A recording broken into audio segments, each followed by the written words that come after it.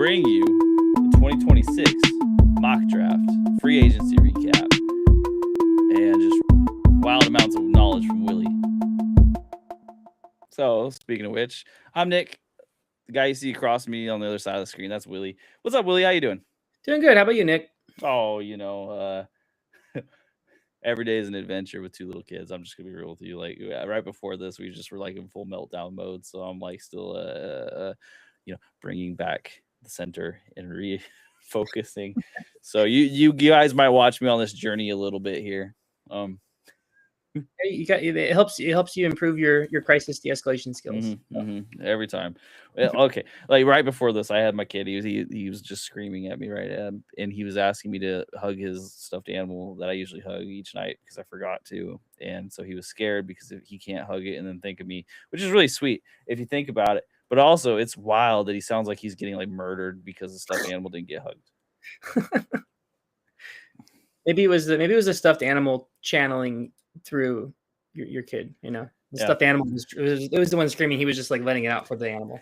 The stuffed animal was like, "Hey, wait a minute, what about me? I'm mad now too." But yeah, so thank you everyone for joining us. This is of course a very important week in the NFL. This is the NFL 2026 draft week.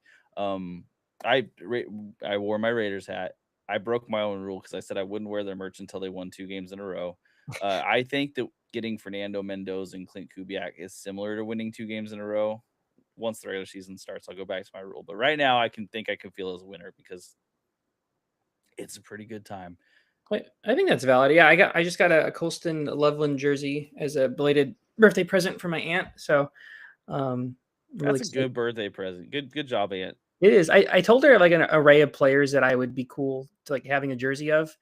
And I didn't emphasize Colston Loveland, but I kind of wish I was regretting and wish that I had. And then she ended up getting me a Loveland jersey out of like the 4 I mentioned. So she's like, I know what he wants. Yeah, he wants the land of love. Yeah, how can you not? I get it. One thing I've always noticed about myself is that like tight end jerseys. Like if there's ever a player that I wanted a jersey of, it was like almost always a tight end. And I don't know what's up with that. I think they're just really lovable people on teams. I think their numbers like so. Colston is 84. I think tight ends are usually like in the like I think what is Travis Kelce like 85? I'm blinking, but like usually they're like higher up numbers, which I think is cool. Like having a number 1 jersey is fun, but yeah. 84 is a good number. I feel you.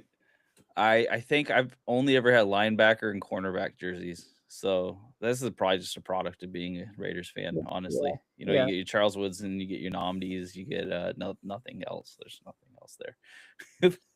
Does I always forget how it works. Does Mendoza have a number yet? I don't think so. No, I think tentatively it's gonna be 15 because I think that's what he had at Indiana, right? But okay, that's tentative. He could take whatever number he wants. Whoever has the number is gonna give it to him if they get it. I think Kirk Cousins got 8. Okay, and we'll see from there. But like, of course, if Fernando Mendoza comes in and decides to use his LinkedIn power over Kirk Cousins, and he's like, I want number 8 for dominance, Kirk's gonna give it to him. So hopefully, I feel like they're both nice enough that they'll in a business kind of way work things out. They seem like they're basically the same person in a lot of ways. I think Mendoza's let's just say political views might be a little bit more palatable for some people. We'll just say that. Yeah, I was gonna. I don't need to get into it. I don't think I've seen anything about his political views in particular. I know Kirk's though, so yeah. But I mean, Kirk is a very likable guy, and it's funny. I mean, you mentioned that was not the biggest piece of free agency news since our last episode 6 years. Wow, long off season. 6 weeks ago. But in your personal world, the Raiders getting Kirk Cousins, it kind of felt like it'd be a cool fit with Mendoza going there, but now it's actually happened. So how do you feel about it? Like it's a pretty good deal. It's great for a couple of reasons. Obviously he's not the future, right? So it's hard to get excited in the same vein as you would with like Fernando, because Fernando will be the future for a long time theoretically, and he's going the one with all the upside in the world. That said, he is a good like middle bridge quarterback, and I think that he can teach Fernando a lot of things, and he's not going to get in trouble in Las Vegas, I don't think, which is also important. Like he's going to teach him like how to stay on the up and up, because it's talked about a little bit, but Las Vegas is a bad place for people who find themselves lost in things. So there are a lot of good reasons. Now, whenever the Raiders get a veteran quarterback right now, I am resigned to the fact that they'll fail. So this is nothing against Kirk Cousins. This is just trauma from past relationships showing up. Every time they get it, like it doesn't matter who it is. If they get a quarterback that they didn't draft, it's going to fail. So Kirk, I wish you nothing but the best. And I think the good news here is that even if it does fail, no one's going to hate him for it. So there's really low stakes at this part, and maybe that'll make it all work out really well. Yeah, I mean, really low stakes because, like, I mean, in recent memory, like, I believe I want to say, like, I mean, I guess Aiden O'Connell was there, but like when Gardner Minshew came in, and especially when Jimmy G came in, they were the presumptive starters. I assume so. Kirk, like him coming there and failing, would be disheartening, but it's not the be all end all because he's not the future. You know, there's a reason to get excited for him as a veteran and as a proven player that can like teach a younger quarterback. But at the same time, like there's no fear that he's going to have to like perform in order for the signing to work out, like on the field at least. Yeah, and I agree. And it's a particular situation that seems pretty perfect because Fernando Mendoza, he seems like the sort of guy who's willing to learn, right? And Kirk Cousins is coming into the situation very well understanding what's happening. So this isn't like with Atlanta where Penix was drafted and it was a shock to everybody, including him. Yeah. He is signing and he's already dropped the hints. He's already talked about Mendoza in the building. Mm-hmm. There's no shock here. So he knows what role he has. There's not going to be this weird animosity. He's like, I'm coming in. I'll probably start some. If I do bad, they'll take me out quick. And my goal is to teach Mendoza how to be a better quarterback. And if I can string together wins and look awesome while doing it and get next contract somewhere else, get cut here, perfect. Because he got a gigantic contract, but it's clearly like it's gotten out. It's just enough guaranteed money to get him there for the season.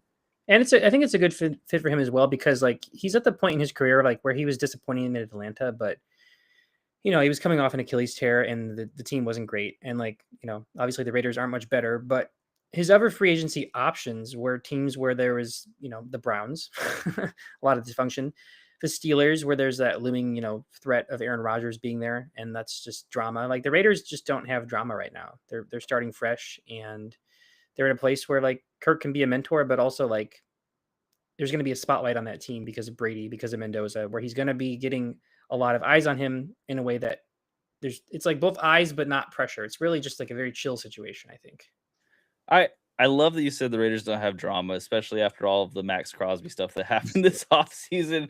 But I think you're right. The drama at the very least at this point isn't related to wins or stats because we just got off of Geno being potentially one of the worst quarterback seasons we've ever seen. And that's something for the Raiders. Trust me. Like if you can almost make Jamarcus Russell not the worst quarterback season we've seen, you've done a feat that's impressive. Yeah. And so like if Kirk Cousins even looks vaguely competent, not necessarily fully competent, but vaguely competent, like he looks like he can actually read a defense and not just chuck it deep to a safety. He's done well. He's improved. Yes. We're all excited for Clint Kubiak, and I think the fact that Cousins has worked with Kubiak before is really the key for all of this to me because not only can he come out and operate the system pretty immediately, but he can teach it to Fernando pretty immediately. Mm-hmm. And not just in like I can tell you the plays, but I can tell you on how the plays actually work on game day from your perspective. Yeah, because they do have a similar enough playing style too. They're both like, I mean, Kirk isn't mobile at all anymore, but like when he was younger, he was a bit like Mendoza, where he's a traditional pocket passer that can still use his legs at times, not to the degree that Mendoza does, but like their mechanics, I think, seem pretty similar, and in just in a lot of ways, they're very comparable. So I think that helps too. It's a good system fit. Exactly. 100% agreed. So again, like my expectations are dirt low, but that's just as a Raiders fans. That's where they have to be to maintain sanity season to season. It's not because of the fit. I think everything here looks pretty strong. And if there was any quarterback that was left available to start day one that is not Fernando, Kirk Cousins was the clear number one choice. I mean, easily. And you could say that about a lot of teams, even teams that like have proven starters. Great backup. Mm-hmm, I like the signing a lot. And we get to keep Aiden O'Connell as the third string quarterback. That guy, I hope that he's on the team for 20 years because he's that sort of guy. He'll just he'll come up, he'll break his wrist for you. He'll do whatever you want. He doesn't ask for much. Yeah. And he does have he has a good enough we've seen enough on the Raiders that he could potentially be a backup that starts somewhere. Okay, so this won't just be Raiders hour. We have the number 1 pick, so it's fun to talk about them. But let's talk about some other things that happened. And I'm going to go immediately to a division rival here. We're going to talk about the Broncos trading for Jalen Waddle. They traded a first and third round pick. From the Dolphins' perspective, this makes a lot of sense just for draft capital. Where it's a little bit harder to understand is the fact that the Dolphins are already, I think, assumed to lose Tyreek Hill. I don't know that they've cut him already, and then trading away Jalen Waddle leaves them pretty bereft of wide receiver talent. I don't know. I can't think off the top of my head who their number 1 is. I'm going to say it's like Malik Washington. Yeah, Patrick Washington. It's some Washington. Yeah. I think Malik is right because I'm thinking of the Jaguars guy. That's not it. Anyways. It would be one thing if it was like a team like the Raiders where they traded, Jacoby Myers, but they still have a great tight end in Brock Bowers. I'm pretty sure the Dolphins' official tight end 1 right now is Greg Dulcich. Which, so did Darren Waller get released already? I just think he's a unrestricted free agent, I believe. Okay. Yeah. Dulcich, someone on that team has to catch passes. So just remember this fantasy season that if they don't use the 11th pick for a wide receiver, which we'll talk about what you've got mocked to them later, this is gonna be a team that I think you're gonna want to try to shoot some darts on if they don't pick anyone up. And if they pick someone up, that should be a clear number 1. Maybe expect them to be a clear number 1 because there's not a lot of competition here. Yeah. So it can go both ways. It makes sense from a Dolphins perspective to trade for as many picks as possible. And I think they have like 12 picks, the most in the draft. So quite a bit, but you're really not setting Malik Willis up for success at all. On the other hand, though, if Malik Willis is the guy and they really don't get any wide receivers, then you can expect them to ask Malik Willis to use his legs a lot. That's a very good point. Yeah. So Malik Willis is in this unique situation right now for me where I'm like, if they add people, great. And if they don't add people, also maybe great. I don't know. It's hard. It's kind of like there's at least 1 year on the Ravens with Lamar, and Malik Willis is not Lamar, but there's at least 1 year on the Ravens where Lamar just had no quality pass catchers at all. I think it was maybe the year Mark Andrews was injured for part of a year and Rashad Bateman was the number 1.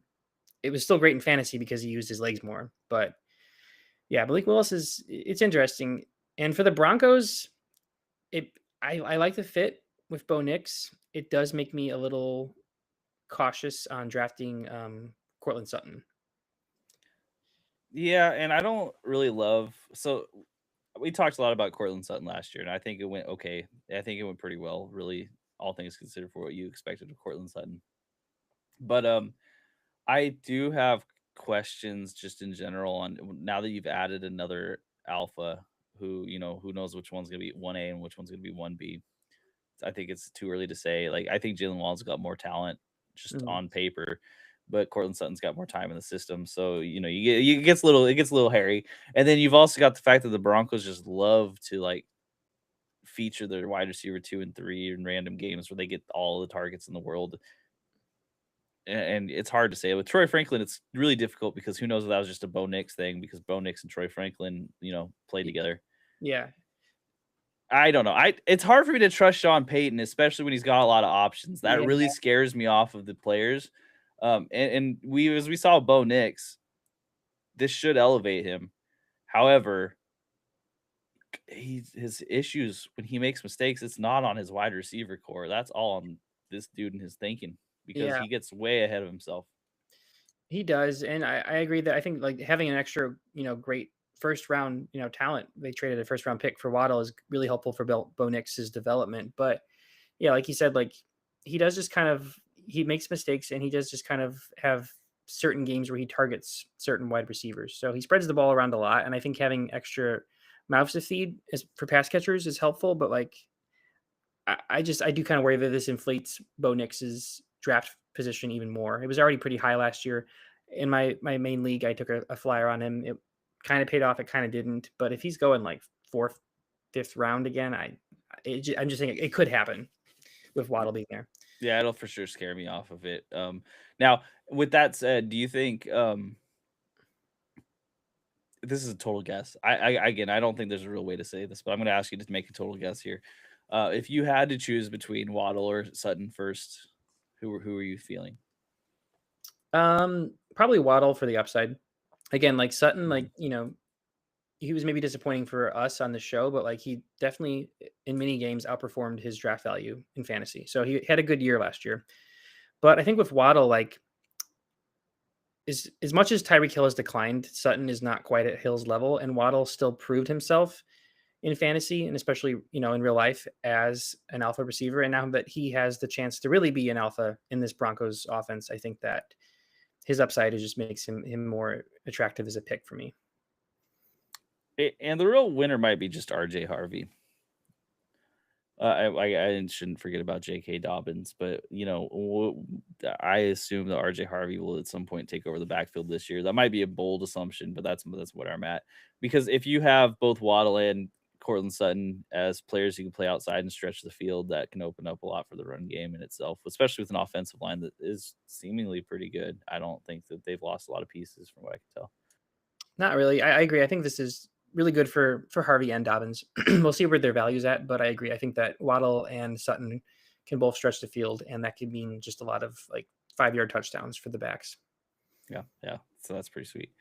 Um, Dexter Lawrence is a big name that just got moved really recently. He's of course a defensive tackle, so maybe not as applicable to fantasy as others, but he has the chance to change the trajectory of a horrid defense, the Bengals, because they traded the number 10 overall pick for Dexter Lawrence, a defensive tackle, when this is just the most interesting trade to me, and not for reasons related to fantasy. I just what is with the Bengals and like we won't play you who's in the building, but we'll send out draft capital to pay someone else to come into the building who is relatively similar in skill. I can't understand this from the Bengals perspective. They get good talent, don't get me wrong, but what happened here?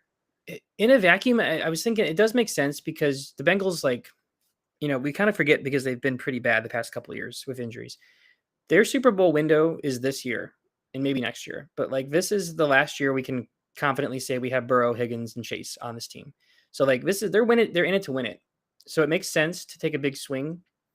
But like you said, I mean Trey Hendrickson is older, but he's a damn good defensive player. And Dexter Lawrence is not quite a one-to-one comparison, but like he's a big defensive name that comes in to help the defense, and they decided to go with him over Hendrickson. Okay, sure.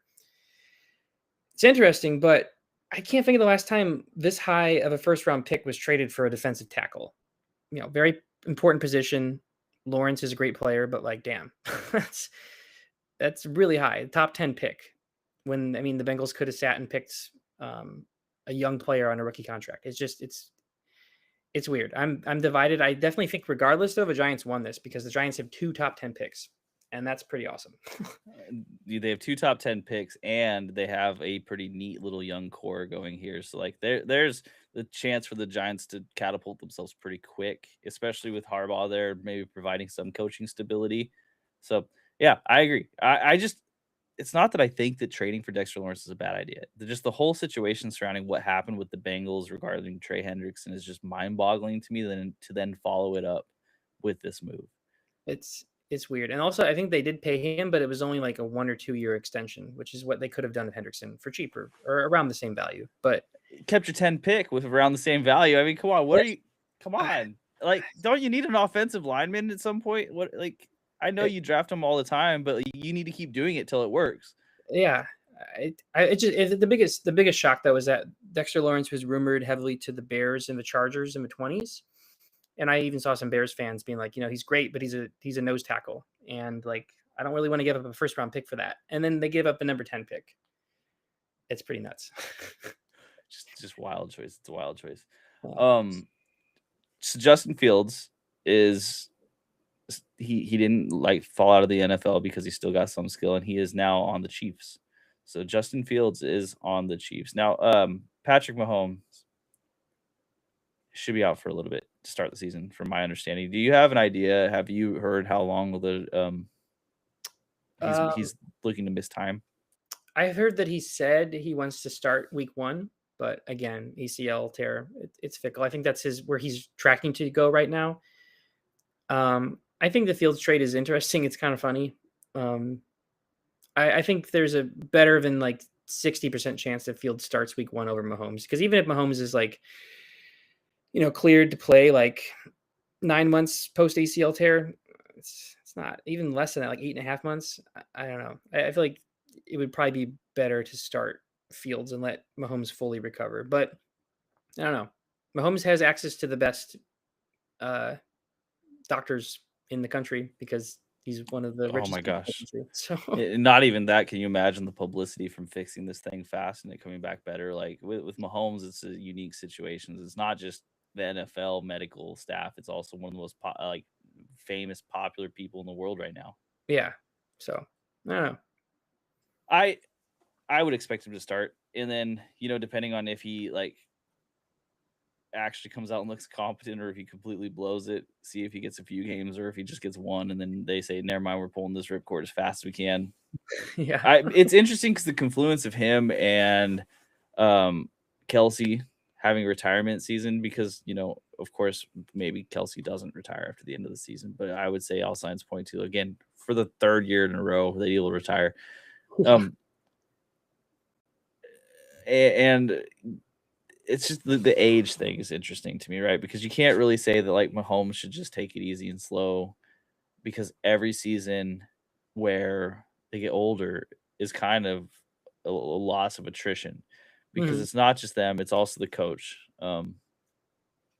I can't believe right now I'm spacing on the Walrus's name. Andy Reid. There we go. We got there. I had to say the Walrus. Like, he's also old, and every single year that you're losing out on a year of possibilities with these guys, because eventually they will retire. There's just no option. Like, time will get the best of them. So that's the thing with me for Justin Fields is can he manage to win a game? Really, I mean, that's all he needs to do. And then, we could start the hype again where, maybe Fields is competent, like how we saw how he was in Pittsburgh for a few games. Like, it's funny. He's had a very funny career arc. I feel bad for him. Bears, Steelers, Jets. It's crazy because it's the same story every single time. Like, oh man, this guy, we don't know if he can do this. Oh, it doesn't look like he can do it. Well, maybe he can. I don't know. Oh no, he can't. Okay, Yeah. see ya. I hope that he doesn't like start 2 or 3 games and look great, and then he like is a potential starter somewhere next year. Like, Jesus Christ. Well, he's a funny guy. The Cardinals' next year's starter will be Justin Fields. Just to go from Kyler to Justin Fields in a roundabout long manner way would be the funniest transition of all time. Flacco stayed with the Bengals, so yeah, of course he did, because he got traded to the Bengals. So, and he said straight up, he's like, if you didn't want me to start, I don't understand what's wrong with you. Yeah. And the Bengals, they traded picks for him last year, and he went on a run. And it was kind of felt a little magical. He gave them almost breathed playoff hope back into their whole entire season after a disastrous start. And you have to have a good backup to Burrow at this point. I just think that that's necessary. I think of all the teams with the most riding on them, like the combination of like Super Bowl potential plus injury history quarterback, Bengals makes most sense to have like the most competent backup, or at least in that realm. And Flacco's, he might hit his wall, but like you got to invest in that backup spot. And it's a good news for all of the skill position players in the Bengals, because we saw Burrow, if he goes down, it hurts them really bad unless you have someone who understands how to use them, which that's Flacco. So you can look at these players again and say, okay, just slot them where they went last year. Exactly. That same value should be there, and it's more safe now because you have someone who can come out and still provide for them, even if Chase Brown was a draft disaster for the first half of the season, and then as soon as Flacco came in and then it went into Burrow, he was exactly who you'd have hoped he was. So yeah. So, and the Bengals, besides the big Lawrence trade, have not changed very much at all this offseason. So you can looking at fantasy, you can kind of just like slot Jamar Chase into like those top 4 picks and, take a risk on T Higgins, but like it's about the same. I can't believe that they thought Dexter Lawrence was their answer to defense. It's just insane to me after how it all went. Like, the coach Zach Taylor's got to have like a lot riding on the season, right? Like he's got to feel like there's a lot riding on it to trade You it, like to you be okay with the think? GM trading the number 10. Like, I'm still shocked that he wasn't fired this season. Again, yeah, injuries notwithstanding, he's not really done anything besides, the one Super Bowl 5 years ago. he got so lucky that Burrow fell into his lap the way he did because without Burrow, he would have been gone. I have to imagine. The issue is that the Bengals front office is so unreasonably, I want to say incompetent, but maybe that's not the right word. They're so unreasonably different than the other front offices. Well, it's the GM owner effect. Their general manager is their owner, and we see this with Jerry Jones and the Cowboys, the only ever team that has this dynamic. Jerry, for all his Jerryness, like at least he does draft good players. The Bengals have the same incompetence the Cowboys front office does without the ability to draft good players, unless it's all of them at the 101, like Burrow. Yeah, and that is an issue. Wow. Okay, so Hollywood Brown, he goes to the Eagles. We saw him have some relevance at the end of the season with the Chiefs. Well, while he was playing with Mahomes, after that, is kind of all bets were off. So Hollywood Brown looks like he still has something for the Eagles. This also, I'm just going to do a little bit of jumping ahead here because this is only relevant because of the next part. It's definitely seeming that the Eagles will still trade AJ Brown. Like we haven't seen it materialize yet, and I'm sure that the market isn't exactly what they want it, but Hmm. the way AJ Brown and the Eagles kind of ended last season, I don't see an easy path to repair. Yeah, and it's weird. This rumor I heard. I mean, rumors happen all the time, but this seems pretty legitimate, not based on just NFL beat writers and stuff, but actually like what AJ Brown is saying or rather not saying about being an Eagle. I've read that it seems like this won't be like a draft day surprise like AJ Brown's trade was a few years ago, but rather like a post June 1st kind of thing. Because with June 1st, that's the date. I forget exactly how it works out, but basically like the salary cap adjusts in the beginning of June, and I think the Eagles can save some money by waiting to trade AJ Brown until after June 1st. I forget exactly how that works, but it's weird that it's coming out now when this trade likely won't happen for 6 weeks. That kind of just leads me to believe that things are really sour between Brown and the Eagles, and they're just like being transparent. Yeah, that makes sense. I think the June 1st is when they no longer have the dead cap or the dead space Oh, hits. right, right. So yeah, I mean, so okay, so it's rumored he might be go to the Patriots. I mean, it's speculation based on I think the fact that Vrabel likes him a lot, and the Patriots need a receiver, especially after having to release Diggs. It would make sense to me. And of course, if you just took on Diggs, it looks like you don't really care if you have a diva receiver or not. It's true. Well, And they did cut Diggs, but again, AJ Brown is a diva, but he doesn't have the allegations that the Diggs does. yeah, exactly. Diggs was a diva before the allegations, but the allegations are pretty damning, so they had to get rid of him. Yeah, No shock there. So AJ Brown, and if AJ Brown goes to that team, it should be better on offense almost immediately. yeah. Although I will say this forever and always, and this is like the tarot cards of fantasy, right? This isn't hard science, but when you lose a Super Bowl in the way they did, I would be wary next season of a lot of the players. Don't expect what you got out of them last season. I would downgrade all of them almost a full spot, just off the fact that they lost the Super Bowl together. I mean, there's very few examples where a team bounces back the next season. Like, in 2 years, sure. But like, I mean, classic example would be, last season, the Chiefs were terrible relative to what happened. And that was the year they lost the Super Bowl very badly to the Eagles, just like how the Patriots lost the Super Bowl very badly to the Seahawks. It's not like it was a close game. I think that's the tough part, where like if it's one thing to lose the Super Bowl, but if you like get blown out, that really takes a hit to your next year, at least historically. So we'll see. We'll see. We'll talk more about that when we start doing our preseason, reviews of all the teams and where they're at. Because I assume by the time we do it, there'll have been some movement. Yeah. So with that said, Willie, about 30 minutes in, let's go ahead. Let's talk about some draft. Okay. Let's do it. So the 2026 NFL draft. I'm trying to think of a neat introduction, except for the fact that I'm sure anyone who's listening to this already knows what the draft is. So we have. I'll just go ahead and say it. The first overall pick doesn't seem like there's much mystery around it. Just like last year when everyone knew it was going to be Cam Ward. Yeah. This year, we know that the Raiders are going to take Fernando Mendoza. They've both admitted to it basically as much in any way they can, except for actually just outright saying, I guarantee and lock it in. It's been a few drafts since we've had like some mystery of who's going to go number one. It's been at least 4 years, I think. We've had pretty chalk picks at number one, and this year is no exception. This draft isn't the greatest relative to like other recent years. Like you look at the 2020 draft or the 2023 draft, which is great, especially fantasy relevant players. This draft is a little bit weaker, but because of that, there is just an absolute lock in certainty that Mendoza is going number one. There really is no scenario that the Raiders trade the number one pick.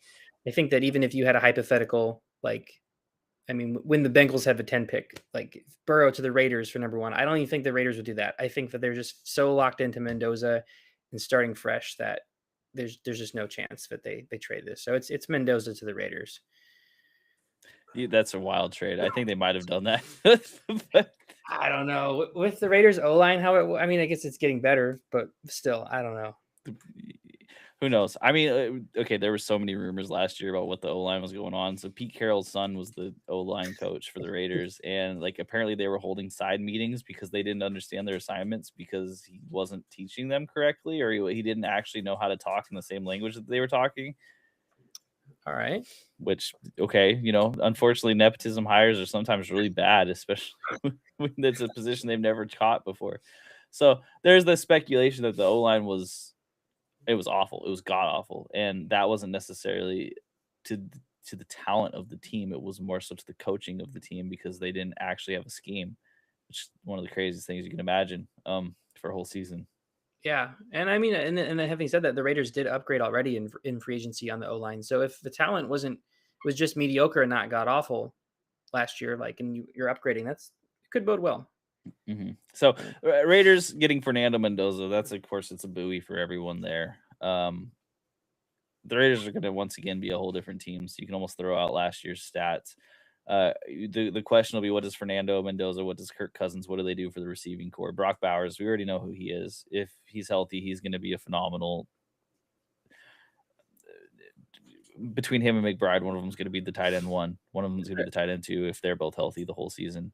And we just seen Bowers with terrible quarterbacks, and he's produced. So it really, if he was fully healthy last year, even with Geno, he would have been finished higher in fantasy than he did, and he still had great games with Geno. So yeah, there's really no worry there.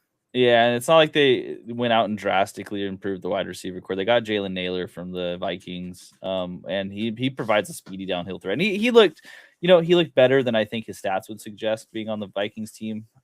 But he's also just a role player at this point. He could potentially upgrade more than that, but we haven't seen it.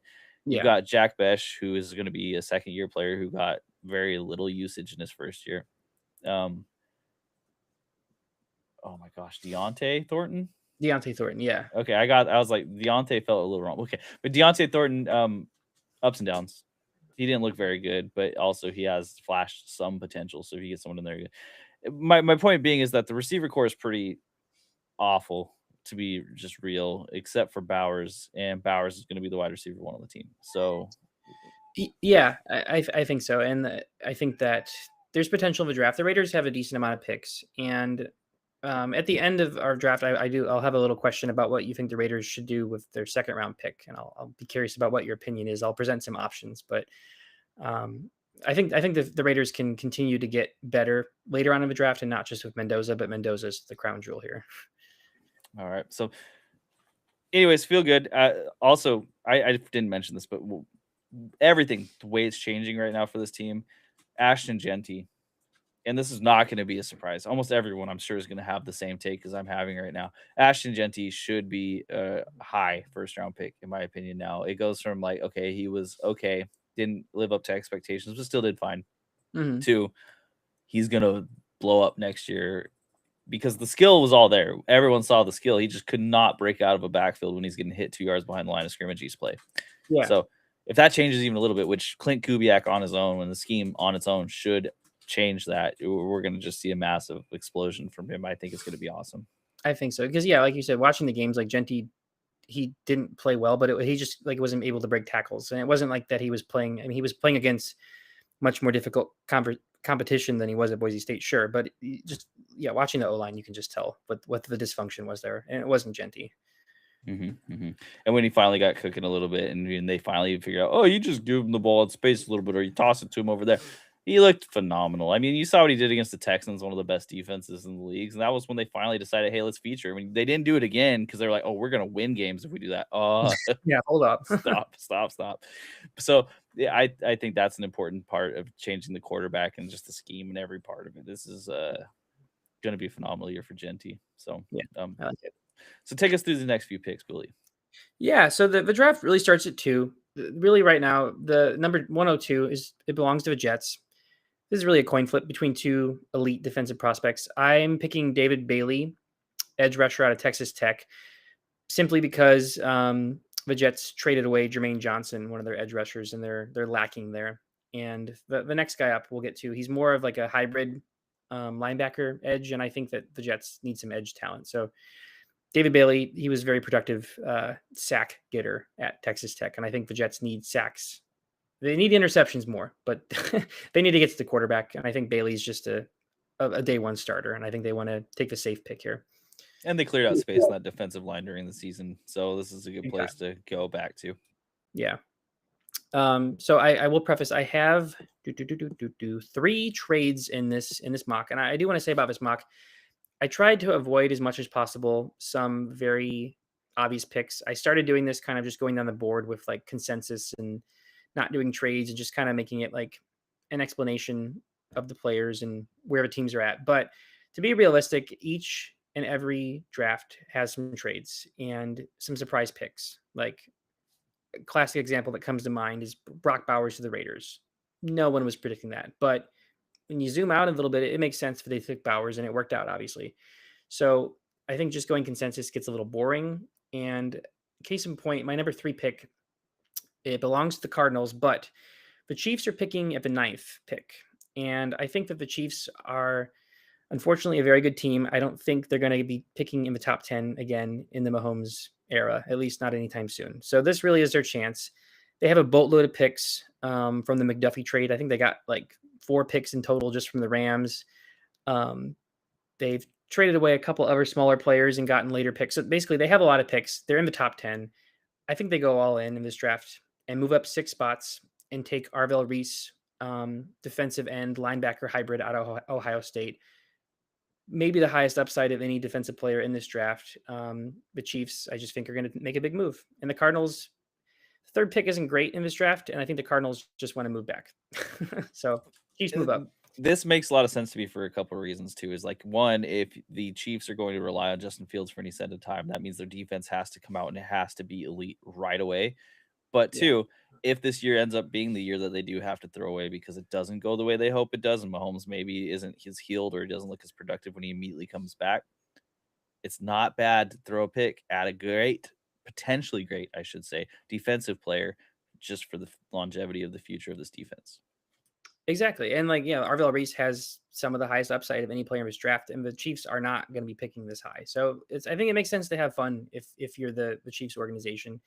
And in this draft, the Chiefs do have another 1st round pick. I have them keeping it in this, but they have a boatload of 2nd round picks this year and next year that they can throw to the Cardinals to make it a fair trade. So 2 1st round picks, one of the top 3. It's exciting if you're a Chiefs fan. 104 belongs to the Titans. I went with the consensus pick here, and I think this would be awesome for fantasy. That's Jeremiah Love, running back out of Notre Dame. The best running back prospect since Ashton Genty. He's there's some people that consider him maybe even better than Genty because he played against a higher level of competition at Notre Dame. That's really the only reason. They're pretty similar players in terms of their burst and tackle breaking ability. And I think that the Titans under Robert Saleh just want to get back to not only helping their young quarterback, but like, come on, the CJ2K, Derrick Henry. The Titans historically have been a run-heavy franchise. That's how they've sold tickets. And I think a defensive-minded coach is going to want to run the football. Their O-line's young but getting better. I think love to the Titans makes sense as the Titans regime possibly picking the best player in the draft and selling tickets, and for fantasy, I think it's a decent landing spot. Do you two questions? How do you see DeBoll using Love? Like, is there a comp here? Like, can he comp for what DeBoll did with Barkley? I think that if anyone, and I'll give him some credit because he's been a good offensive coordinator in Buffalo, and running the system with Barkley in New York for part of a time. I think that it's going to be a run heavy team. I think the Titans need more pass catchers, but I think that Ward can use his legs more, and I think that I think this could be a run first team, and I think that because of the emphasis on having a run first team, you'll get to see more explosive, unexpected plays from Ward. Like, they're running so many run plays, Love is explosive, but then Cam Ward and his rocket arm just like shoots it down the field to, Shamir DK. Like, I think there's a lot of creativity that could come from this, and I think the Bull would love to have Love. In follow-up question to this, so do you think Tony Pollard stays on the team if this happens? And do you see, like, how are their games different from each other if he stays on the team? I think that Love and Pollard are a bit similar. I think they're both, they catch a lot of passes. I think Love, it's definitely not a 1A, 1B, but I think that having a high end 2 like Pollard, like he could be, I think is smart for this team. I think that this could be like a, 7th round trade, Tajay Spears, like we don't need you anymore kind of thing. There's some Spears truthers out there. I'm not one of them. But I think that Pollard, like, has been at his best when he's been a complementary piece. Like with Zeke when he broke out on the Cowboys. I think Pollard won't be fantasy relevant as much as he was last year, but could still be a good piece. Yeah, that's fair. Yeah. I when you said CJ2K, it got me reminded of the RB2 because it was CJ2K and Landale White. We called him Landwell. That's not a very nice nickname, but so it was CJ2K could break it off, and then the White was the prototypical. Let me get you 3 yards no matter what. Which doesn't sound like the comp here exactly exists, but the Titans, I'm sure, would love to create something like that again. I think so too. I think that they like Daboll, like, I'll give him credit as an OC, and I think that Pollard, like, I don't think Pollard would hate if the Titans draft Love. I don't feel like he's in the twilight of his career, and I think that this could really help him.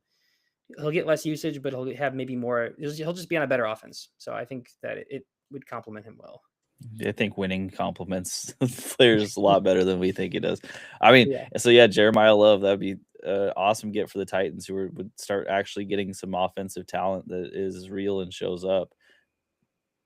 The only other, I mean, again, Love is possibly the best player in this draft. So the only other landing spots I see for him realistically are the Giants, which kind of sounds crazy, but some people think makes sense. I kind of think it sounds crazy, and the Commanders, but I think the Commanders really are his floor. So one of those teams is going to have him. I mean, the Commanders could be more fun for fantasy, but I do like him on the Titans too. Fair. Okay. Lead us onward. First of Giants top 10 picks, number 5. I went with Sonny Styles, linebacker out of Ohio State. It's John Harbaugh. Isn't it? It sounds like a Hall of Fame name. Yeah, straight up. Just Sonny Styles. It just rolls right off the tongue. It's perfect for the New York media. Can you imagine the Sonny Styles? That was a bad New York accent. That was like maybe like upstate New York. Someplace no one's ever heard of, that's for sure. But again, it's Harbaugh. Like, linebacker is not the biggest need for the Giants, but he's a fantastic prospect. Good comp is Roquan Smith, who was with Harbaugh and the Ravens. Like, this was a hard pick for me. I think if Love is here, the Giants take him, but let's just build up the defense with Lawrence gone. And I think Sonny Styles, a linebacker, is a good fit for the Giants. Now, can I ask you, with the Giants, I've seen a lot of mocks that send receivers towards them. Is there a reason you went with linebacker over the receiver here? There's 3 or 4 receivers that I think have similar grades, and we got another top 10 pick coming up. So there's a reason. Yes. Okay. All right. 106 is the Browns. I think they're going to either go receiver or O-line. Those are their biggest weaknesses, besides maybe quarterback. There's another O-lineman who's linked to the Browns that's not likely a top 10 pick, so I'm going to hold off on the O-line for the Browns, but I'm going to go with first receiver off the board, Carnell Tate. He's an Ohio State wide receiver. That's really all I got to say. And keep them in state. The Browns do not have great receiving options. Harold Fannin, Carnell Tate, blanking on his name, Quinshon Judkins. Even if your quarterback is terrible, like those are 3 great skill position spots. And Tate to the Browns, I like it. There was no answer to be had in this draft, but who is going to be throwing to Carnell Tate if they take this pick?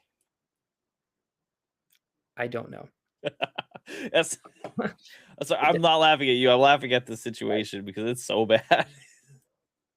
I think they came out and said Todd Monken's their new coach. He's just kind of this old guy, and he's very low energy, which maybe is good for Cleveland. I don't know, but I think he had some interview where he was just like, he's like, Shadur, he's gonna get his chance, prove himself.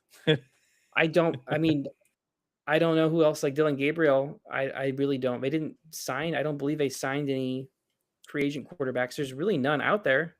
I think it's just Deshaun, Dylan Gabriel, and Shadur Sanders. And if the world exists where Deshaun Watson ends up starting again for them, I think you just gotta like relegate them to a different league.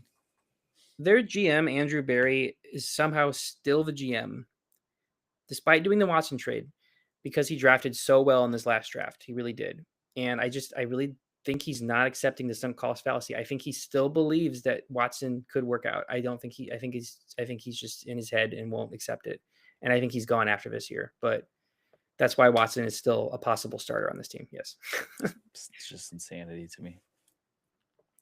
Okay, when you look at Carnell Tate, and I know I'm taking a lot of time on each of these picks, but when you look at Carnell Tate, is he like a top prospect for you then in a dynasty draft, or is this landing spot so particularly bad that you would be scared off of it a little bit? There's other receivers that will go after him that I like a lot more in dynasty, but he's worth a first round dynasty pick for sure.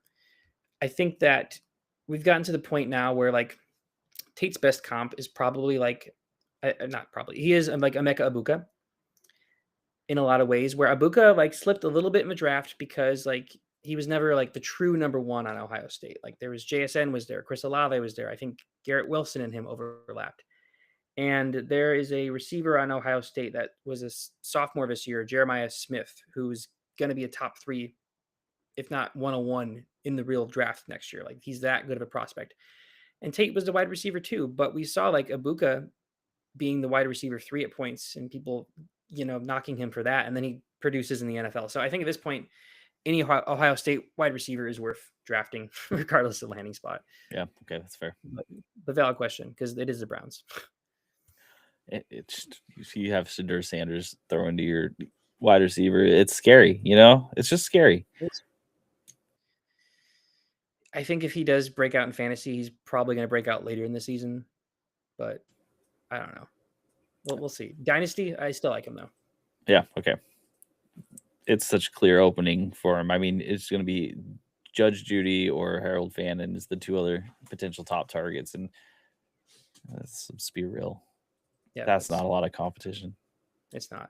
And again, like I'll reiterate, like people were skeptical on Egbuka, him also going to a team that had a lot of great receivers. He showed out.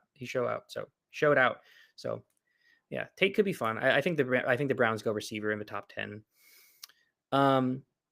Commanders, I really, really want to mock them a receiver, but I think Tate does separate himself from the other receivers in terms of the scheme fit for the Commanders. The other receivers on the board, I don't think are as great as a fit for the Commanders. And I was really struggled with this pick. But I ended up just going with Mansour Delane, the top corner in the draft out of LSU, because the Commanders have completely neglected the corner position in free agency. And they've also neglected the wide receiver position. But Marcus Lattimore is gone. So he's no longer commander. They really have nobody at all. Like Mike Sandstrill. I can't think of another corner on the Commanders. So the Commanders they have Jaden Daniels, but they're kind of also they could be in trouble. They don't have a lot of great pieces. So I think taking the top corner makes sense, Yeah, I can see it. Is Debo still with the Commanders? It looks like he is, right? But I think he's an unsigned free agent, so he could go back, but they've not signed him yet. So Okay, so he's in a weird spot. yeah. I mean, and unless they can ensure the health of Jaden Daniels, it's going to be rough anyways. Yeah, I think that the Commanders just going best player available makes sense. They have a lot. They have a lot of needs to fill. That one NFC Championship year was kind of fluky. It's so interesting, but we need not get into that here because we got a lot of picks to go through. So go ahead, hit up with the next one.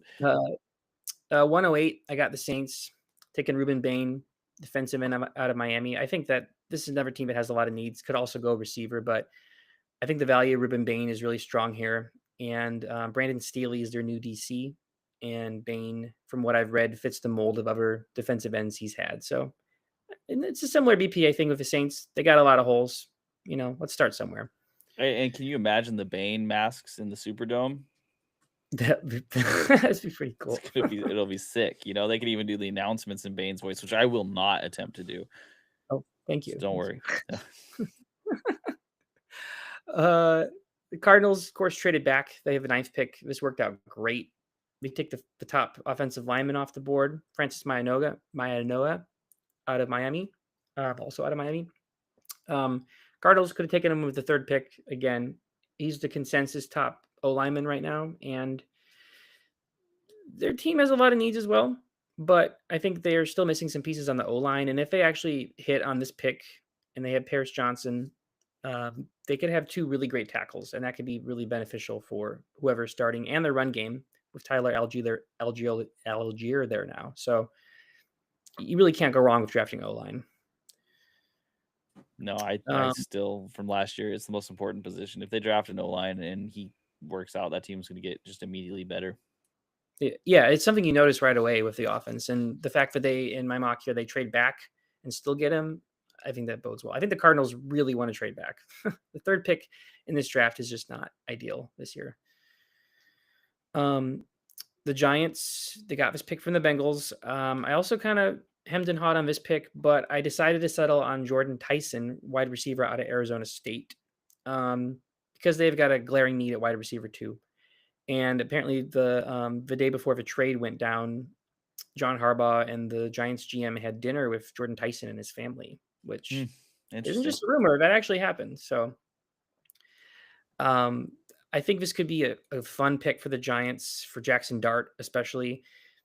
Tyson very well could be like a top 3 pick. He has an extensive injury history that is unique in the sense that in college he has suffered multiple season-ending injuries, but they've not been related. He had hamstring issues, a broken collarbone, a torn ACL. So really all over the place. Apparently he had a really good pro day a couple weeks ago though, and he seemed super healthy. So this is kind of a risky pick based on health, but when you have 2 top 10 picks, I think swinging on one just makes a lot of sense. Like Styles is a super safe pick at linebacker. Like take a swing at a receiver that has a lot of upside. Makes sense. It does scare me, not just the health part specifically, but the health part with MetLife. Yeah, that's got to be like the scariest thing in the world. But of course, the team's going to pretend that doesn't matter, so they're not going to care about that. But boy, you want to get some lower leg injuries, and you want to play in MetLife. Trust me. Exactly. You make the point. It doesn't matter to the team because if it did, they would have done something about the turf at MetLife like years ago. They haven't. So. Well, I mean, yeah, they definitely need a wide receiver too. So this makes sense to me. Yeah, and I think Dart. I have a reason to really like Dart next year. 11th pick, Dolphins. I went with another player that some consider to maybe be the best in the draft, but he is a safety. It's Caleb Downs out of Ohio State. Dolphins have so many needs. They have a terrible secondary, and their new coach comes from Green Bay, where they had a great safety duo in Xavier McKinney and Evan Williams, I believe his name is. So defensive-minded head coach. You need so many positions. Taking an elite prospect, even if it's at safety at 11, I think it makes sense for the Dolphins. This guy, I have heard of this guy. He is comped all the time to Ed Reed, which is a crazy comp. And if that is the case, Well, we saw what Ed Reed did to the Ravens defense of the early to mid 2000s. He makes it immediately elite with the ball hawking skills. So yeah, that makes sense. I mean, you don't always see safeties go high. Like Kyle Hamilton was super hyped up, but even he went to he fell to pick 15. But Dolphins have a ton of picks, and they don't have a secondary right now. So, and they also do have a second first round pick. So this also gives them some leeway where you can take maybe a riskier choice with a lesser position here. Jerry Jones is up at number 12. The Cowboys also have 2 first round picks. My first pick for the Cowboys is a corner out of Tennessee, Jermod McCoy. They definitely need corner help, and McCoy could have very easily been a top 5 pick this year. He just did not play at all this past college season because he tore his ACL at the end of the 24 season. So have not seen any tape of him in over a year, but the Cowboys have 2 first round picks. They can take a little risk here. And if he's not ready to start right away, that's fine. I think McCoy is a blue chip talent, and the Cowboys need defense badly. And we already saw him trade last year for their D line, so getting some secondary help also tracks. Yeah. The Rams, this pick is via the Falcons, and I think the Rams could go some directions here, but I think that with all the drama with Puka off the field, and I don't believe he's gotten paid yet. Am I tripping? Did he get paid? I forget. I'll double check while you're talking. I'll see. I know JSN got paid, but I mean, Devontae Adams is in his 30s. He only has 1 year left. I think Mekhi Lemon out of USC, so a local kid, is my pick here for the Rams at 13. I think, receiver's not a glaring need yet, but the Rams tend to draft for the future because they can. And I think Mekhi Lemon, he's comped a lot to Amon-Ra because he's a slot player. He's a little bit smaller, but he's just super good in the slot. And I think he could be a really, really, really good dynasty pick based on potential and the fact that he's going to the Rams to possibly replace Devontae. It's a very good dynasty pick. So, yeah, from what I'm seeing, Puka has not signed yet. He is still expected to sign a record-breaking contract extension, but of course, he's in rehab right now. So that's, as you can imagine, bad news towards a record-breaking contract extension at any point. And then Devontae Adams is set to be back next year, but he is also old and has been hurt frequently. Yeah. So it's a fun pick. I think he could be very fantasy relevant, maybe later in the season, but Mekhi Lemon to the Rams is super fun. If there's a world in which Devontae Adams, and I don't want this to happen, but if there's a world in which Puka is having his issues and Devontae Adams gets hurt, Stafford loves hyper targeting receivers. Mekhi could definitely get trial by fire, and we could see exactly who he is pretty early, and that could be awesome, not just for dynasty, but for redraft potentially. So. Yeah, he's one of those you look at teams and you look at quarterbacks and how they function with their receivers, and I think Stafford's a great example of that. And Lemon has so much more skill and upside. No offense to Tutu Atwell or Jordan Whittington, but compared to anyone else on this team besides Puka and Devontae, he's clearly the talent there. Next pick. This is the Ravens pick at 14. And this is a pick that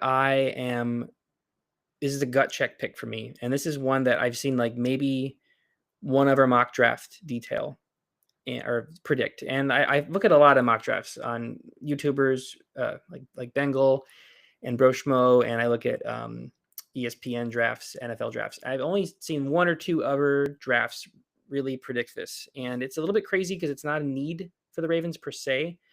And the Ravens really need O-line. And there's some good O-linemen available. So that would make a lot of sense here. But I'm going to go with Kenyon Sadiq, tight end out of Oregon to the Ravens, because it's fun, for one.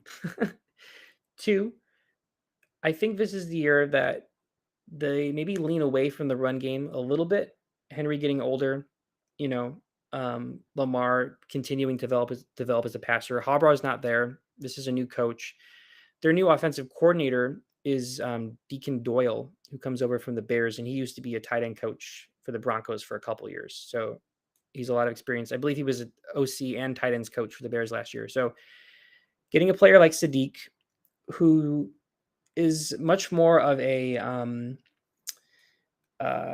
Brock Bowers type tight end than a George Kittle one, meaning that he's basically a receiver that plays tight end. So he can still block. He's going to help the O-line, but he is like a weapon for Lamar. And I think if of all the picks in the first round where Sadiq could go, I think this might be my favorite landing spot because Mark Andrews is there, but Isaiah Likely's gone. There's no clear number one in Baltimore. And I think Sadiq could be fantastic on this team and for fantasy. So I think regardless of where Sadiq goes, he's the clear tight end and number one in this class, first round pick. Regardless of where he goes, he's going to be fantasy relevant. But on the Ravens, this is a gut check pick, but I really would like it. I don't hate this at all. And I think that, like, look, okay, tinfoil hat with me for a second, okay? The reason that Harbaugh's gone is Isaiah Likely. Because he couldn't catch any passes, or like he had stone hands pretty bad last year. He had multiple games where he could have changed the outcome of them, and we saw what happened. Some of them were, errors by officials, but GMs, teams, owners don't care about that, So yeah, we see that, like, they're like, hey, we really want this to work with the second tight end because Mark Andrews is old and we need a new guy, and he's gone. Why don't we splurge and try to get this guy who can then come in and usurp Mark Andrews, because Mark Andrews can't be the number one target forever. No, doesn't make sense, and the Ravens can't seem to make anyone else work. So tight end is the number one target. Like, it's just what it is on this team. I think it would be fun, and I think that if John Harbaugh was still the coach, I 100% would mock one of the O linemen.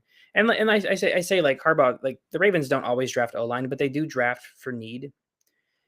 They tend to, at least. And tight end is not a glaring need, but I think this is a new regime, and I think the Ravens are going to be a weird team this draft. I think they're going to get a little different with it, an experiment. If there is one thing that I don't like about this, is that I live in Eugene. This guy's an Oregon player, right? So I don't want to say this, but I think that pick is probably cursed now because of the way they treated it. With the Max Crosby, yeah, it's a good point.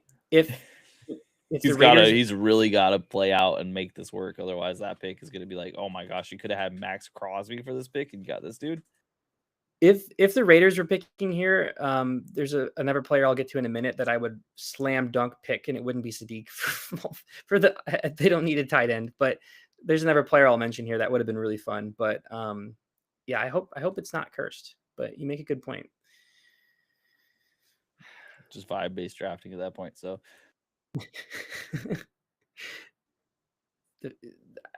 I really want to see Lamar with like a legit number one receiving option. Like Zay Flowers, all due respect, but like we've never seen Lamar with like a bona fide, like great fantasy receiving option. There will be so much attention to Lamar this season because he loses John Harbaugh, and it seems like that was a big cause of the rift, right?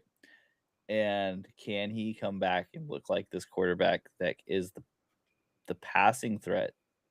Because he is a great, like, I don't think that there's really a lot of concern about this. Like, his efficiency in passing is typically so good, it's hard to ignore. But I think that he still has to prove that it's him and not the scheme, and this will be the year to prove that. You've now got the team is bending to your will. Mm-hmm. You're your team. You're the long-term guy there. Mm-hmm. I think he's like the longest. If you look at the coaches and the players, like besides Mark Andrews, it's Lamar, and I think they were the same draft anyway. So yeah, this is like a real big year, I think, for Lamar Jackson. So not that means he's going to perform in any certain way. It's too early to say that exactly, but for the upside, you got to take Lamar where you take Lamar. However, getting him another wide receiver threat, and this is a tight end, I know, but he really is. Yeah. I think that. So let me ask you. Yeah. Final question on Sadiq here. If they take Sadiq, does he have the potential to be the tight end one that shows up on the scene and has a top 5 tight end season overall? Yeah, I think so.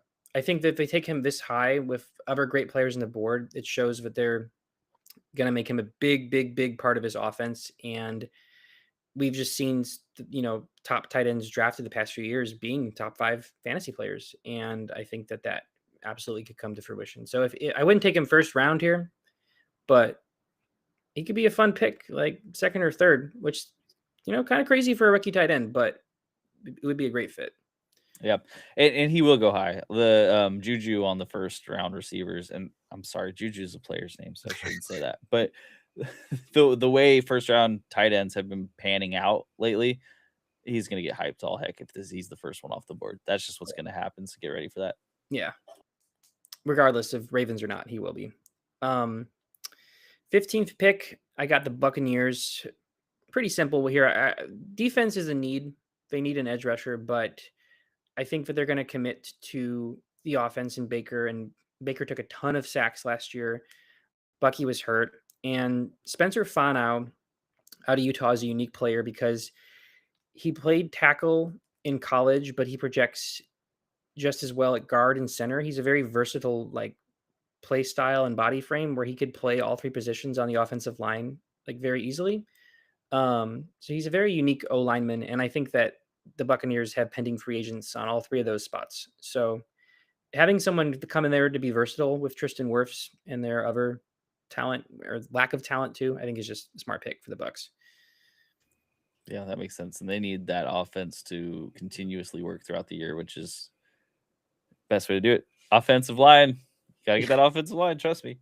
You do, and the defensive end talent is deep enough in this class, so they can worry about that later or free agency. So I think just work on the offense, have a full season of offense. Don't get us all excited and then just fall off the face of the earth the final 6 weeks. Oh man, really though. Hey, remember, no one ever claimed that Baker Mayfield's an MVP candidate next season. Just don't do it. It breaks things. Yeah, I was on that train. I was on that train. The Jets own the Colts pick at 16 because of the Sauce trade. Jeez. This player here, I think would have been a really fun fit for the Raiders if they were still picking at 14. It's Omar Cooper Jr., wide receiver out of Indiana. One of Mendoza's go-to guys, a big reason they went deep in the playoffs and won the championship this year. He's gotten a lot of hype. He started out Indiana surpassed every expectation. He started off as like a day 3 guy going into this year, and then he just kept having incredible games, had a great combine. He's pretty firmly in the first round right now, and he's a bigger guy. He's speedy, though. Fantastic compliment to Garrett Wilson, and the Jets really need receiving options. And I think he'd be a fantastic 2 next to Wilson. The Jets are still the Jets, but I think at least from a real life perspective, this makes a lot of sense for the Jets. And he could be fantasy relevant if the Jets don't start Geno next year, but we'll see what happens there. I was gonna say, can you imagine Geno throwing to Garrett Wilson, Cooper, and Mason Taylor? Can you imagine how many interceptions he'd throw? A ton. So many. He will, and that's just it's gonna happen. Just prepare. But yeah, if the Raiders somehow got Cooper, that'd be really fun. I mean, receiver is a big need for the Raiders, not the biggest, but I mean, come on, college quarterback, like it's a discount version of Burrow throwing to Chase. It's fun when you got that championship college team, star receiver, star quarterback. That's fun. I think it would have been possible with the Max Crosby trade, and like who knows if there's still something out there that happens. But other than that, I don't know what they'd have to give up to trade back into the first round in such a dramatic fashion, and I can't really imagine Spytech wanting to do that. Not when the future is actually looking bright, to then go all in. I mean, so the Raiders pick at like 34, and if Cooper does, fall a bit for whatever reason, because he still could, he's not a locked in, he's not a top 10 pick. He's a likely top 20 pick is really where he's at. So if he falls like 24, moving up 10 spots, if they could get good value, it could happen. But I think he'd be great on the Jets. So I'm going with him there. Pick 17, the Lions. They go with Monroe Freeling in my mock. Left tackle out of Georgia. Taylor Decker's gone. And Penei Sewell is possibly the best right tackle in the league. And Freeling's got a lot of upside. And O-line is suddenly a really big need for the Lions. So one of the best O-linemen available to the Lions. Pretty easy pick. Easy. We saw exactly what happens when the O-line falls off on this team, and it was not pretty. And that Dan Campbell is feeling he shouldn't be on the hot seat, but it's it'll warm up on him quick, I think, if a couple seasons stack up the same way. If the Lions finish last in the NFC North this year, regardless if they still have a winning record again, which would be shocking, but if they finish last in the North, that seat's pretty warm. I could see them making a pretty rash decision. I don't think they should, but I could see them doing that out of just the gut reaction of losing Ben Johnson and then this happening. Yeah, because you could do this if the Lions had like a 7-10 season, you could make the scapegoat. It still could be true to an extent that it was Ben Johnson all along, and Dan Campbell is just a rah guy who's likable, but he's not the coach. It was Ben Johnson. I don't think that's the case, but if they have a bad season, that he could be gone. To be fair to the Lions, they did get really snake bit with the way their O-line completely fell apart right before the season. I mean, you can't fault people for retiring and caring about their bodies, but oh man, like it did not give them time to react in the way that they would have needed to actually address it. So this pick is just so logical. Yeah, it makes sense. They have other needs, but O-line is definitely number one. Pick 18, another pretty consensus pick. Dylan Thieneman, safety again, out of Oregon to the Vikings. Vikings got a lot of needs. Thieneman is getting a ridiculous amount of comparisons to Harrison Smith. He is another white secondary player, so skin color is a big part of it. His game is very similar to Harrison Smith. Smith has been a franchise cornerstone for the Vikings for 10 years plus. I think he's like 35 now, and he's coming back, I think, for at least one more year, but he might not. So it's just a pretty one-to-one comparison. Vikings do have a lot of needs, but there's no running back worth taking here. There's no and I guess I should say the Vikings do have a lot of needs, but they really don't. Now that I think about it, they are pretty set at a lot of positions. I think if Sadiq was here, they could maybe look to upgrade over Hawkinson, but I think Thieneman he's a consensus pick for a lot of reasons. He had a great season at Oregon, and he's a projected top 20 guy. So, yeah, that totally tracks for me. Plus, that defense is going to be great again, in theory. So why not just keep adding to it? Make sure it stays great as it has been. Yeah, and I know that what is his name? Their former Dolphins head coach, Brian. Flores. Yeah, he would love this. I decided to do another little trade here for two reasons. So the Panthers own the number 19 pick, but Panthers are another team where they have a lot of needs, but they also don't. They did upgrade a lot in free agency on the defense, and there's really no defensive tackle worth taking here because they upgraded big time at linebacker and edge.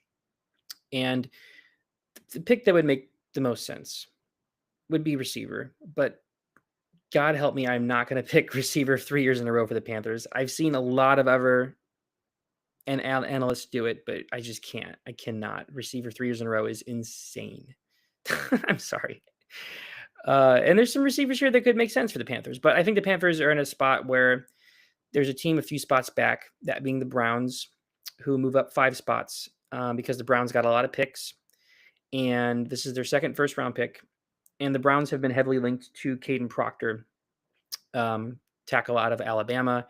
And we're seeing a little bit of a run on O-lineman here in my mock. So I think the Browns just jump up 5 spots and kind of save the Panthers the difficult choice of not really knowing where to go. So, and it's interesting that a lot of people have mocked wide receiver to the Panthers, because to me, Jalen Coker actually seemed like he was stepping into that role that everyone had assumed he would have at the beginning of the season. And it just, injuries knocked that away from us. And then I swear at the end of the season, at times he looked like he was really becoming the guy. It's why not continue to just lean on that a little bit, see what happens? Yeah, I think that he could even be fantasy relevant with the potential he showed if Bryce Young takes a step. And I mean, obviously, T-Mac could be a bona fide big fantasy piece next year. And he was already pretty good, but he could be really, really good. But there's receiver down the board. I think tight end's a bigger need for the Panthers than receiver. Sadiq to the Panthers would be awesome, but he doesn't make it here. But I like the Browns moving up. They got a lot of picks. Their GM's on the hot seat. Let's get a little exciting here. Let's get some O-line.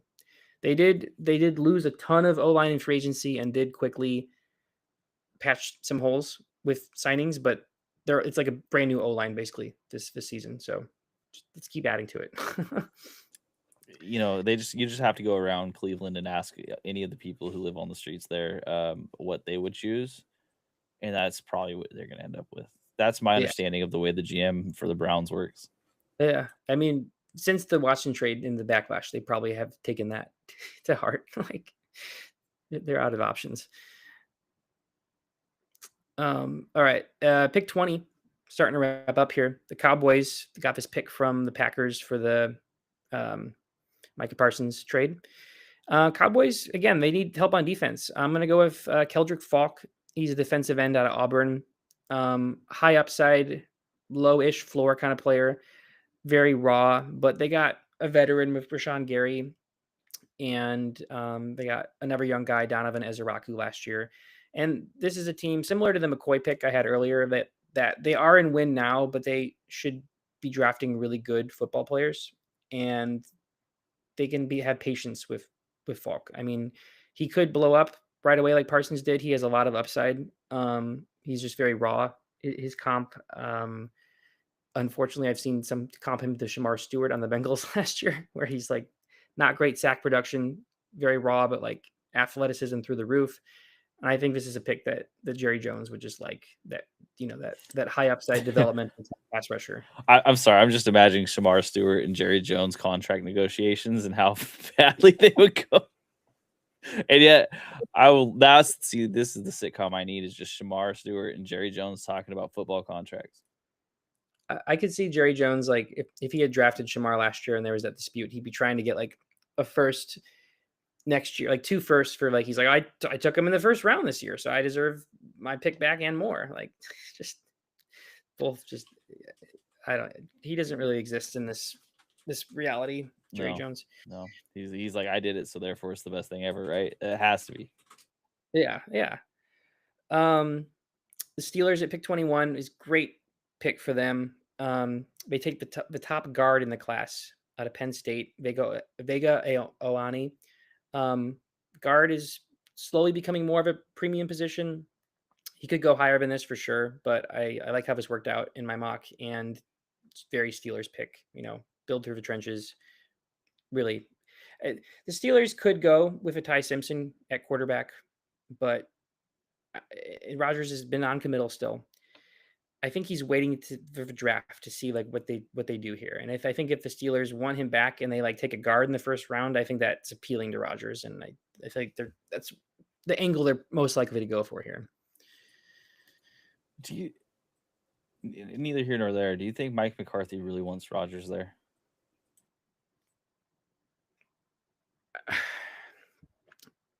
I want to say maybe yes, but only because the options, if Rodgers is not there, makes this offense possibly look pretty terrible, and McCarthy wants to win. I think it makes his job a little easier if someone who knows the system is there in Rodgers. I want to see Rodgers look so miserable and then flash over to Mike McCarthy also looking so miserable at the same time. It's just something so poetic about it. It's funny because there are kind of like, the relationship is like, we don't really know if they like each other, but the peak of both of their respective careers was together. So you can't really deny that. No, and the Packers beat the Steelers in the Super Bowl they played in, I think, 2011. So this could be like, wow, we rebuilt this team, and trust me, as a Raiders fan who tried to rebuild the Patriots like 3 or 4 years ago, I couldn't wish it on a team that had more stability. Like, that's wonderful. Awesome. Yeah. Thank you. Please, Steelers, try to do that. Yeah, and they could be good this year. I could also see the Steelers moving up. They got quite a bit of picks, but I just don't know really who they move up for. I don't know. Receiver maybe, but this doesn't feel very Steelers. Guard, it just makes sense to me. Yeah. Chargers pick at 22. This one I went with a defensive end out of Clemson, TJ Parker. Now, Parker was a projected top 5 pick like going into the season. So he's got a lot of upside. He had a pretty rough year at Clemson, but I think the Chargers would love to draft someone that had a down year and bring him in to play opposite Khalil Mack and learn from Khalil Mack. I think it makes a lot of sense for the Chargers to have, some young blood on the defensive line. and someone that has a lot of upside that isn't inherently like raw. Like he proved himself. Parker just had a bad year, and he's falling because of that. But I think the Chargers would definitely go for him. Eagles at pick 23. I'm going to butcher his name. I believe he's from Nigeria. He's another international player, but he played at Arizona State. It's Max Ionaker, I believe is how you say his name. He's a one made. Well, you got.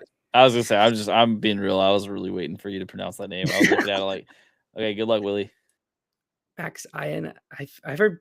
I've watched videos, and every single time different people pronounce it differently. So I'm curious, but so he's an international player that has played a year or two at Arizona State, and the Eagles have some upcoming retirements on the O-line. They've taken his name is slipping my mind, but they took a rugby player from Australia that had not played much football and started him as their left tackle, and he's turned out great. So I think the Eagles taking a swing on a highly athletic tackle that has not had a lot of football experience but has a lot of potential. Just it seems like their bread and butter. So okay, I'm gonna let you guys know what I just heard is the pronunciation, and this is not from the player, so this could be wrong. This is from one of those weird YouTube videos that tells you pronunciations of things. Nature. Nature.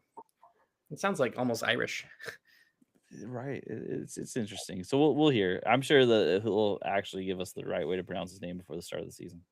I hope for his family's sake that Roger Goodell says his name accurately, or whoever's announcing the pick. Please, just learn. I just imagine they'll be like, this is one where they're like, yeah, let's bring in a Phillies fan. Yeah. Okay, the next one I got, this is the Panthers traded back, of course, with the Browns, pick 24.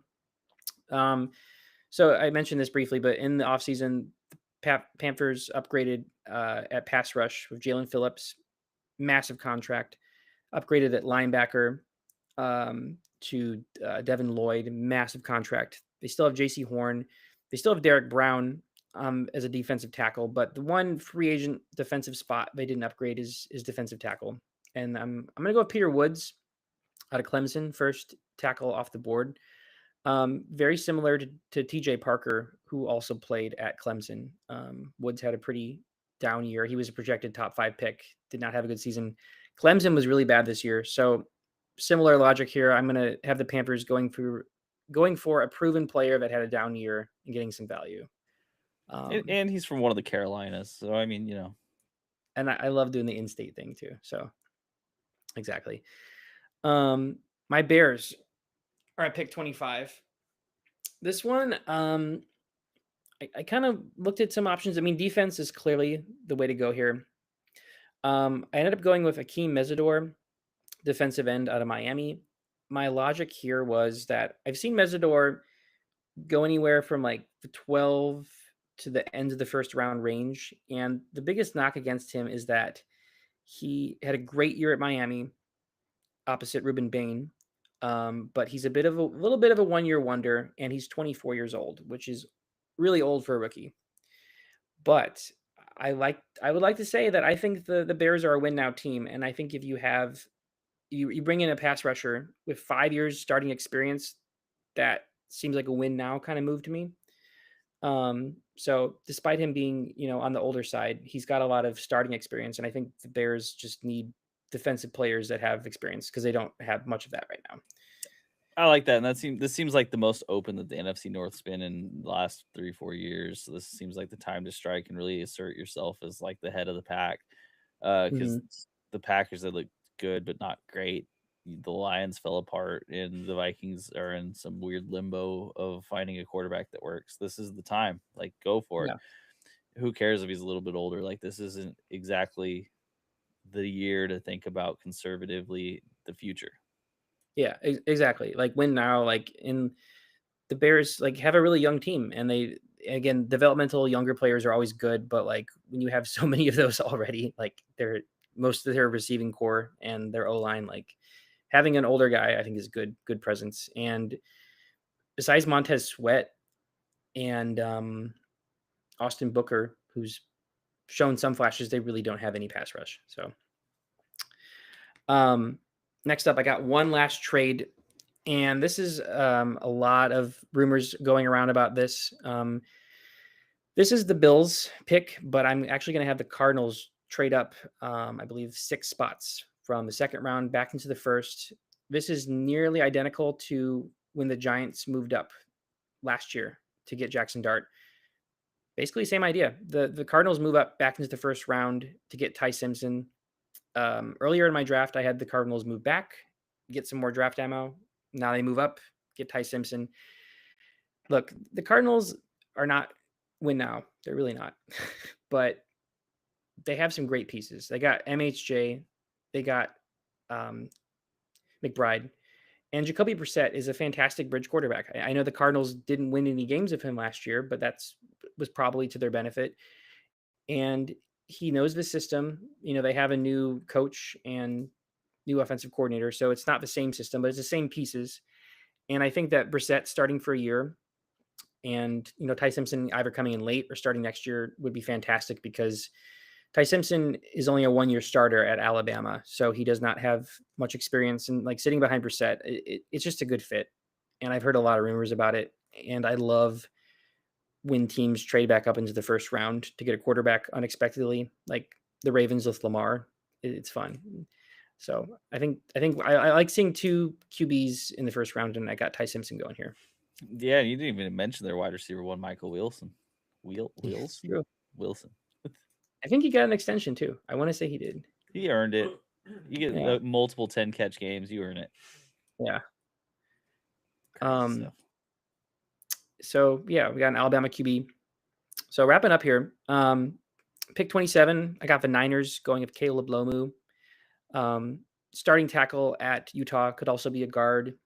The Niners just signed an extension for Trent Williams, but he's 37. And Lomu does not have a lot of starting experience. He's a little bit raw. So sitting behind Williams for a couple years, maybe playing guard and then switching to tackle. It's a great developmental piece. I think the Niners would want to do that. Texans at 28. They could address the O-line here. Lomu would make some sense, but the O-line talent is kind of teetering off, and I think they just want to get better. I mean, they addressed the O-line in free agency a bit, and I think they want to get better all around at defense. And their coach, DeMeco Ryans, is a former linebacker. They don't have any super standout linebackers at the moment. So CJ Allen out of Georgia, I don't know. It's a Georgia linebacker. He's projected late first round. I think the Texans just keep his strength of strength, basically. Yeah. I'd like to see the Texans help CJ, but they can do that later. Yeah, I mean, I'm all for like the Texans drafting anything offensive related that's not a wide receiver. You know, like get me a new tight end, get me a new offensive line, get me another running. But the defense, like it made them a deep playoff team. Mm-hmm. They know that. They're gonna stick with it. Sure. Yeah. Chiefs at 29. They got this pick from the Rams in the Trent McDuffie trade. And I have the Chiefs taking Avion Terrell, corner out of Clemson. He's a never nickel corner. His pro comp is Trent McDuffie. Pretty simple. I think that the Chiefs walking away with Arvell Reese and Avion Terrell, you know, their deficiencies on offense notwithstanding, coming out with 2 great defensive pieces would really put them back on the right track. So they also lost another corner to the Rams. They lost Jalen something. So they have a big need at corner. I don't like them getting their defense better, but that's just bias. So. The Dolphins pick here. The Broncos had pick 30, but they traded for Jalen Waddle. So the Dolphins get their Waddle replacement here. Another great name, Casey Concepcion, a.k.a. Kevin Concepcion, wide receiver out of Texas A&M. I know his biggest knock is he's got some drop issues, but he had some great highlights at Texas A&M.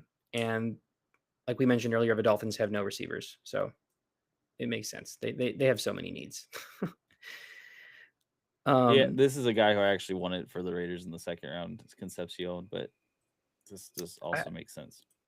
I mean, see, if the Dolphins pivot here to getting a corner, or an offensive line piece, like any of their other needs. I think that Concepcion could absolutely be here for the Raiders, even without trading up. So I would look for it.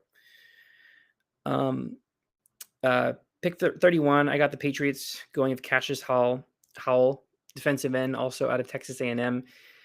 His biggest knock is that he has really short arms, like really, really short arms, but that didn't concern them with Will Campbell on the opposite end last year. So I'm sorry, I have to look this up now. He's really, really short arms. He's T-Rexing out yeah, here. that's what I've heard.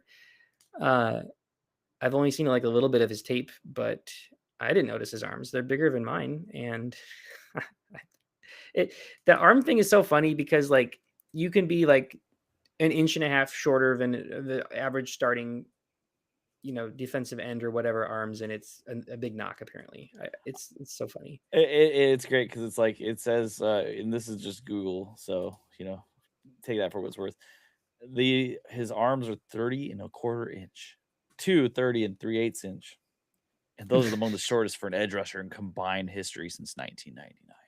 And then, I look at a picture of him, and he just looks like a person with arms. So I don't know, like they just look like arms. Yeah, I guess the knock there is that like growing longer limbs isn't something you can develop, but maybe you can. I don't know. You just gotta get a stronger base, like some weird touch movements. I don't know. Yeah, I'm not a defensive line coach, but I could be. Someone hire me. Let's go. But he's super productive, and the Patriots still need an edge rusher. So let's do it.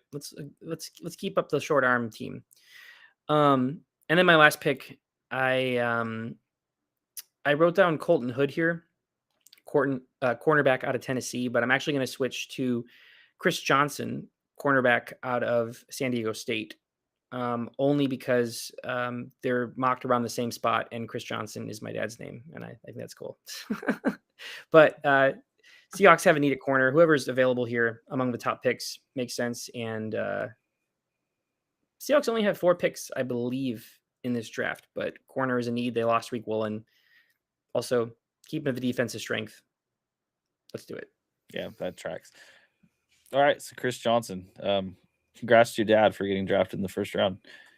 He deserves it. 6. Okay, so first off, thanks, Willie, for going through that, because your knowledge of college.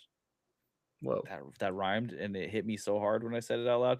Okay, so your knowledge of the college is pretty rad. So thanks for bringing that out. Thank you also for answering my questions just off the cuff. This is Willie, guys. If you guys need him to talk about draft, you should definitely send him something. Yeah, appreciate it. That's pretty rad. It was fun. I was thinking about this, and I honestly don't watch a whole lot of college. I don't follow teams. I follow players mostly. I think what I really enjoy about the draft is there's something profoundly wholesome about it, where, just like with everything going on in the world and the state of society for young men and just everything out there, I think that the NFL draft is just such a wholesome experience, because you're seeing these young men on one of the best days of their lives, and there's vulnerability involved. You get to see their families, there's excitement. I think it's just, if you look at all the criticisms of, understandable criticisms of toxic masculinity in sports and in the NFL, I think if you look at the NFL draft, it's not the same, because this is just a really wholesome experience, and it's very, it's just fun. I don't know. I love it. You can almost see the neat little impact a bunch of money hitting a small community can make one time in a lot of these. All of a sudden you're seeing so many people getting lifted out of where they were to where they are now. And that's not just, it's not true across the board, right? But when you do get to see it, I think Yeah, and it hits really hard, and it's just it's fun as hell. I love it. I'm super excited. It's on Thursday. I did want to ask one, just because the Raiders picked so early in the second round. There's a few different spots I'm going to go here. I'm curious about what your opinion is. So there's 3 players I have in mind. One is Blake Miller. He's a right tackle, and he's just a very safe pick at right tackle. There's also a couple guards, Chase Besantis, Emmanuel Pregnon, that are just plug and play starting guards. And then there's maybe a little bit of a reach. This guy's projected later second round, but Elijah Surratt, the wide receiver 2 at Indiana with Mendoza. So if you're the Raiders GM and you had your pick, would you go for a safe right tackle, go for a safe guard, or pick the receiver that played at Mendoza? So I think here, ideally, as a fan that like wants to take this as like a serious, let's go, like let's take a year. I don't care if we win right now, but let's Mhm. build something that can last. And everyone who's listened to me has already heard how much I care about the offensive line. I'm in on Blake Miller, and I want to see those guards that they drafted last year actually get some significant playing time this year, as Mhm. well as like Jackson Power Johnson actually being able to play. Mhm. I want to see what that looks like. And I do think we need more offensive talent because even if we got some in the building, there's not enough to cover for depth.